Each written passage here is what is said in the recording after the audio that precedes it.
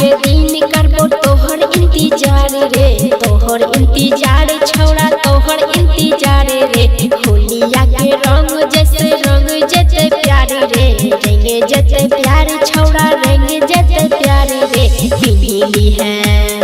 पिन्हली है उजला कुर्ता कीन के, हम होली खेलबो लहंगा पीन के।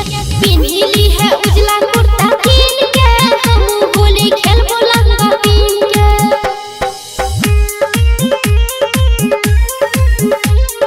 पिन्हली है उजला कुर्ता कीन के, हम होली खेलबो लहंगा पीन के।